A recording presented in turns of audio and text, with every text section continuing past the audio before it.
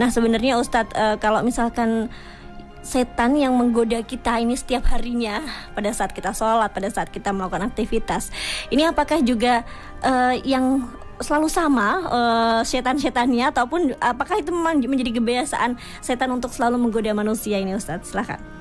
Terima kasih. Berbicara setan itu berbicara masalah gaib. Berbicara masalah gaib, di situ kita akan berbicara iman dulu. Percaya atau enggak iman? Jadi percaya pada yang gaib ini ya. Jadi ada setan, ada malaikat. Masa surga itu ya masih gaib. Karena nggak kelihatan ya Ustadz ya. Neraka ya gaib. Mohon maaf, Allah itu juga gaib. Nah, ini dibutuhkan sebuah keyakinan di mana hal itu dibutuhkan juga hidayah, petunjuk dari Allah. Maka ada orang yang bisa hafal Al-Quran 30 juz, ilmu agamanya luar biasa, hafalan hadisnya banyak sekali, tetapi dia tidak iman, tidak Islam. Karena mereka itu melihat hanya sebagai sebuah ilmu.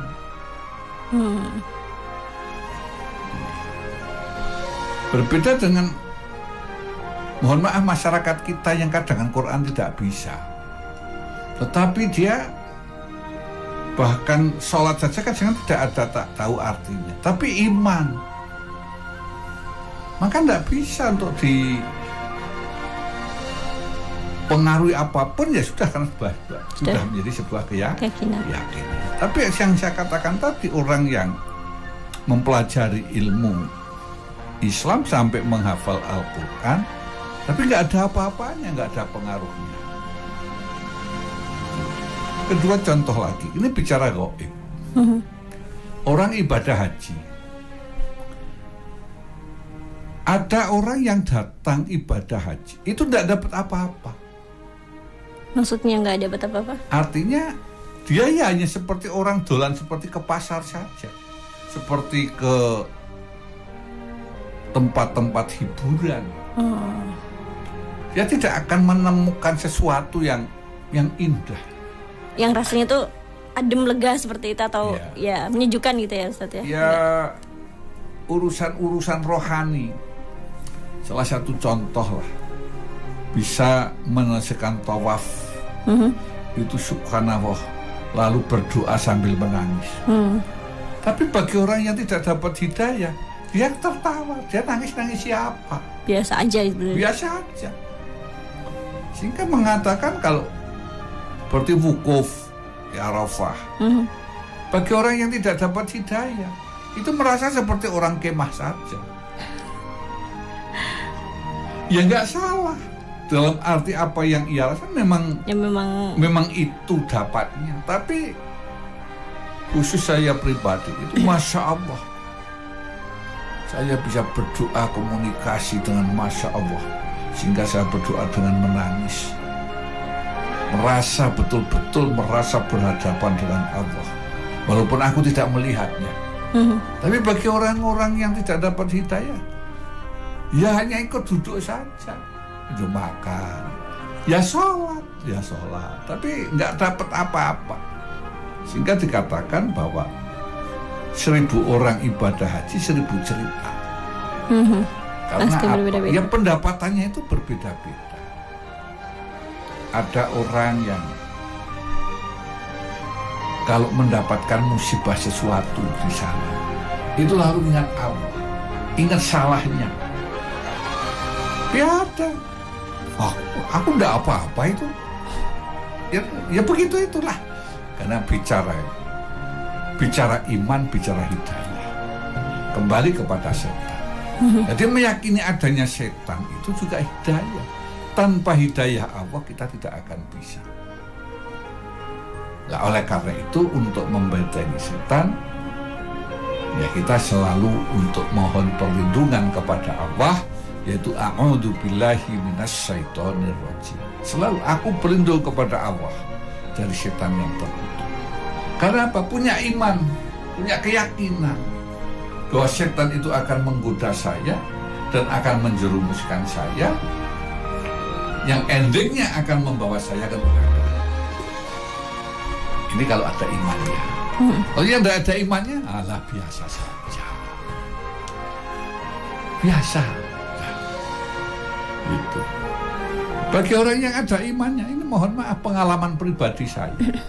Mudah-mudahan termasuk yang baik ini. Saya itu dulu pernah membeli sesuatu,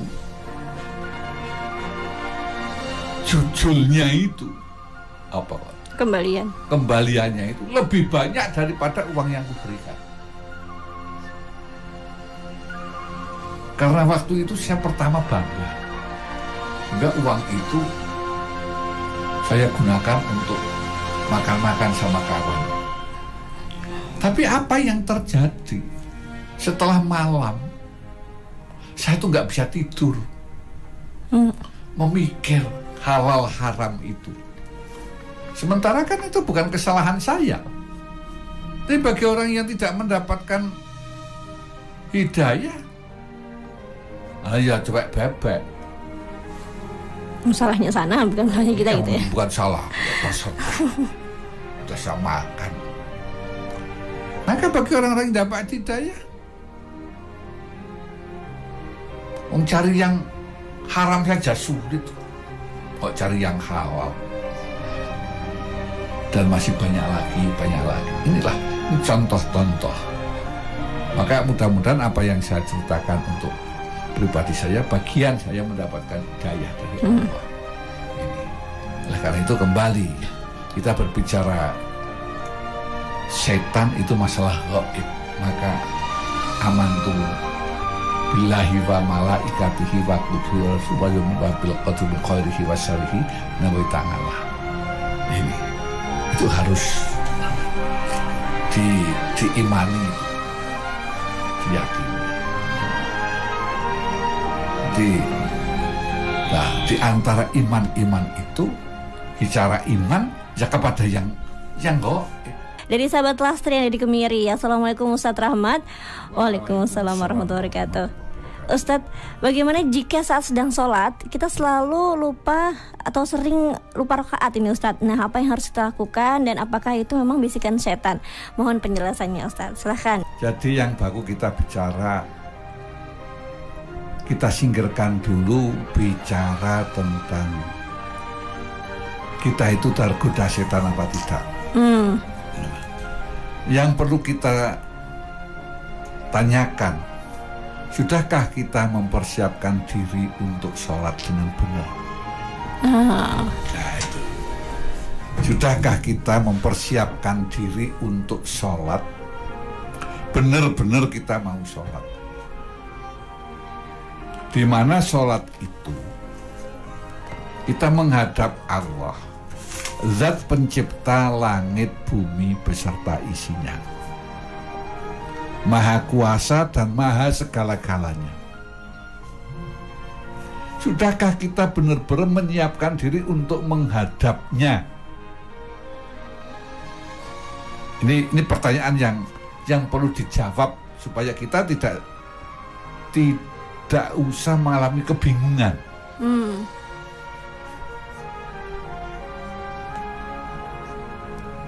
Nah, di antara yang perlu kita siapkan, nah ini belum masuk pada bagaimana supaya kita itu tadi tidak tergoda setan. Yang perlu kita siapkan bahwa kita wudhu dulu, wudhu yang benar-benar wudhu. Merasa bahwa wudhu saya mau sholat, saya mau menghadap Allah, Zat yang menciptakan langit bumi beserta isinya, yang maha kuasa dan maha segala-galanya. Maka persiapan kita ini tentunya, kalau kita bicara pakai logika, lebih menyiapkan diri dibanding kita mau menghadap Pak Lurah. Atau kita mau ketemu pacar kita.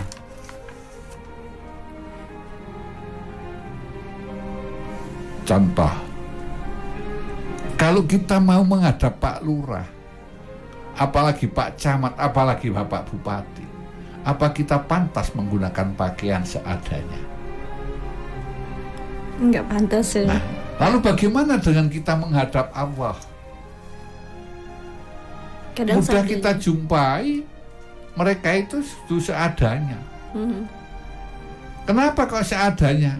Karena memang secara syar'i fikih itu dibenarkan secara ilmu fikih, dibenarkan. Yang penting kita bicara pakaian. Tetapi kita beribadah ini tidak hanya berpedoman pakai fikih, tetapi kita juga berpedoman pakai akhlak. Tidak hanya akhlak, kita berpedoman pakai adab, tata krama. Maka tanya, pantaskah saya ini menghadap Allah dengan pakaian yang semacam ini? Kan kalau seperti Mbak Nada itu mau ketemu seseorang yang ya contohlah Pak Lurah lah, mau ketemu Pak Lurah artinya kan ke kantor dengan pakaian yang seadanya, kayaknya juga malu. Pakai sandalan juga malu ya Ustaz ya. Tapi kenapa kadang kita itu menghadap Allah tidak merasa malu? Bahkan mudah kita jumpai. Kalau hari Jumat itu mereka memakai kaos. Bahkan kaosnya itu ada tulisannya, promosi. Gambarnya gitu ya. Jadi ada tulisannya. Di belakangnya Ustaz ya. Iya. Mungkin Juventus atau apalah bagi orang yang suka bola, kaosnya kaos bola. Itu bagi orang yang pedagang kadang memakai promosi permen atau apa gitulah, atau Rinso. Maka disinilah kita perlu berpikir memantaskan diri. Ini bicara setelah berwudu berpakaian. Nah, tentunya kita berpakaian yang baik. Saya tidak akan mengatakan yang terbaik lah, tidak terlalu ekstrim, tapi yang baik. Tidak kalah pentingnya pakaian yang suci. Maka bagi ulama-ulama khos itu pakaian untuk sholat dengan pakaian untuk harian itu berbeda. Tapi saya belum bisa begitu. Ya masih campur gitu. Tapi ya insya Allah kalau sholat kita ya menyiapkan diri lah. Minimal ya dilihat orang itu ngasih kategori luas, pantas. Ini dari segi pakaian. Nah setelah kita ini siap semua dengan pakaian yang bagus, termasuk ibu-ibu ini kadang-kadang mohon maaf pakai mukena yang bukan mukena sendiri di pasar umpamanya, itu muknanya itu mudah kita jumpai, itu mukena yang kotor.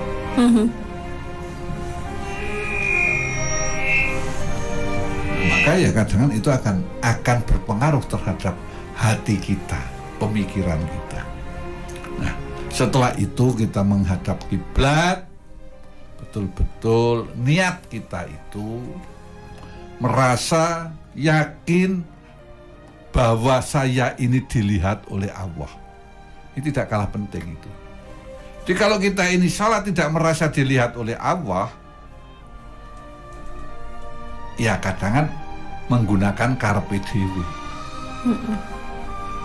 Karena kita merasa dilihat oleh Allah, penuh dengan sopan santun, penuh tata krama. Tambah lagi tidak kalah penting, kita merasa seolah-olah ini di atas sana itu ada malaikat pencabut nyawa. Aku bilang seolah-olah. Dan itu bisa mungkin terjadi juga karena gaib sih ya. Artinya kita berpikir barangkali sholat saya ini adalah sholat terakhir. Jadi kita merasa dilihat oleh Allah, merasa kemungkinan sholat saya ini sholat terakhir, maka harus baik. Sebab kita ingin yang namanya husnul